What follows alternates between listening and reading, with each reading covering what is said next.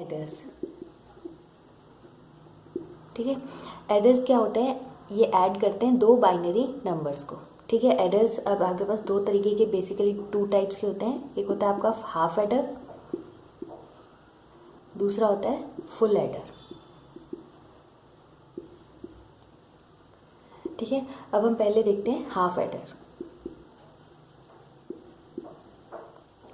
Half adder क्या करता है, it adds two single bit binary number. ठीक है, ये क्या करेगा, इट एड्स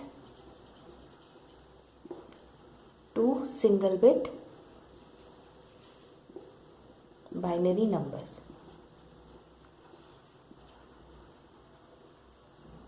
ठीक है, ये दो सिंगल बिट बाइनरी नंबर को ऐड करता है हाफ एडर। ठीक है, अब इसका ट्रूथ टेबल देख लेते हैं। ठीक है, पहले इसका ब्लॉक डायग्राम देख लो, ये इसका ब्लॉक डायग्राम है। It has two input A and B and two output sum and carry. ठीक है, कैरी को लिखते हैं सी आउट। ठीक है, ये हो गया एस स्टैंड फॉर सम। ठीक है, ये हो गया आपका हाफ एडर का ब्लॉक डायग्राम। ठीक है, अब इसका ट्रूथ टेबल देखते हैं।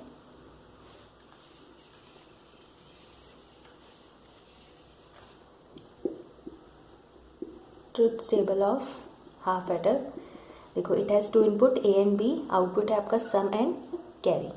ठीक है, अब टू इनपुट्स हैं तो कितनी पॉसिबिलिटीज होंगी इनपुट की, 2 to the power 2 is 4 possibilities होंगी। ठीक है, या तो देखो ये 0 0 होंगे, या 0 1, या 1 1, या 1 0। ठीक है, अब इसके अकॉर्डिंग हम चेक करेंगे आउटपुट। आउटपुट यहाँ क्या है, सम एंड कैरी। ठीक है, तो हाफ एडर क्या करता है, सिंपल एडिशन करता है, बाइनरी एडिशन। ठीक है, तो हम इसमें बाइनरी एडिशन के रूल्स अप्लाई करेंगे। तो 0 0 हो गया 0, 0 1 हो गया 1, 1 1 हो गया 0 एंड 1 इन कैरी। ठीक है, अब 1 0 इज 1, तो कैरी हो गया 0। ठीक है, ऐसे यहाँ पर कैरी क्या हो गया, 0। ठीक है, तो ये था आपका truth table of half adder. ठीक है, अब हम देखते हैं के मैप फॉर हाफ एडर। ठीक है, के मैप के लिए अब देखो यहाँ पर इनपुट कितने हैं, 2, ए एंड बी। ठीक है, तो हमें कितने सेल्स बनाने पड़ेंगे, 2 to the power n। n क्या है, नंबर ऑफ इनपुट्स, तो n हो गया 2 to the power 2 इज 4। तो हमें कितने सेल्स बनाने पड़ेंगे, 4 सेल्स। ठीक है, तो हम ड्रॉ कर लेंगे। 4 सेल्स बना लिए हमने। इनपुट हमारे पास 2 हैं, ए एंड बी। ठीक है, अब ए की क्या पॉसिबिलिटी है, या तो वो 0 है या 1। उसी तरह बी की क्या है, या तो वो 0 है या 1। ठीक है, अब इस सेल के लिए इनपुट क्या होगा, ए 0 है, बी भी 0 है। इस सेल के लिए ए 0 और बी 1। ठीक है, इसके लिए 1 0, इसके लिए 1 1। ये इनपुट हो गई इस सेल के लिए। अब इन इनपुट के लिए क्या आउटपुट था, हम वो यहाँ पर फिल करेंगे। ठीक है, अब अभी हमने ट्रूथ टेबल देखा था हाफ एडर का।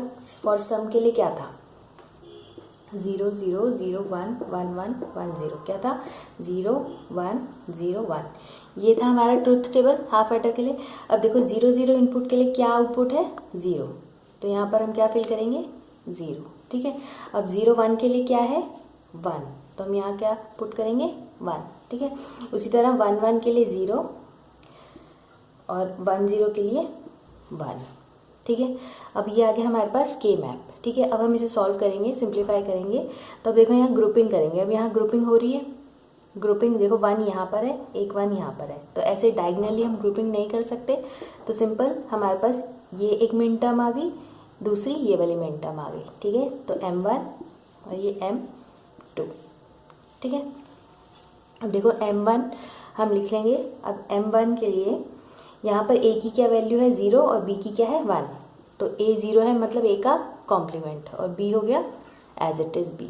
उसी तरह M2 लिख लोगे। M2 के लिए देखो ए क्या है, 1 और बी क्या है, 0। तो ए एज इट इज आ जाएगा और बी का कॉम्प्लीमेंट। ठीक है, अब हम इस किस फॉर्म में लिखेंगे, SOP फॉर्म में। ठीक है, तो आप इसे SOP फॉर्म में लिख लोगे तो आपके पास आ जाएगा A complement B plus A B का कॉम्प्लीमेंट। ठीक है, तो ये किसकी एक्सप्रेशन आ गई, सम की। तो सम, तो आपके पास सम हो जाएगा ए का complement B plus A B का कॉम्प्लीमेंट। ठीक है, अब आप ये देखोगे तो ये कौन से गेट की एक्सप्रेशन है, ये जॉर गेट की है। ठीक है, तो जॉर गेट के लिए क्या लॉजिक एक्सप्रेशन होती है, y equals to A complement B plus A B complement. तो इसे हम ऐसे लिख सकते हैं ए एक्सॉर बी। ठीक है, तो हम सम की एक्सप्रेशन कैसे लिख सकते हैं, sum equals to A XOR B. तो ये किसकी एक्सप्रेशन हो गई, सम की फॉर हाफ एडर।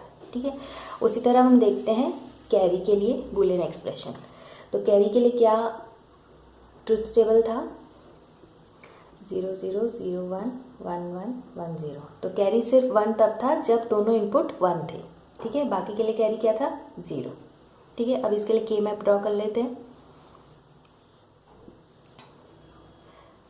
क्योंकि हमारे पास 2 इनपुट हैं तो सेल्स बनेंगे 2 to the power 2 is 4। ठीक है, तो ये 2 इनपुट हो गए, बी की पॉसिबिलिटी 0 1, ए की पॉसिबिलिटी 0 1, यहाँ 0 0 हो गया, 0 1 1 0 1 1। अब देखो यहाँ इनपुट 1 किसके लिए है, सिर्फ 1 1 के लिए, तो हमने यहाँ इनपुट भर दिया 1, बाकी आ गया हमारा आउटपुट 0।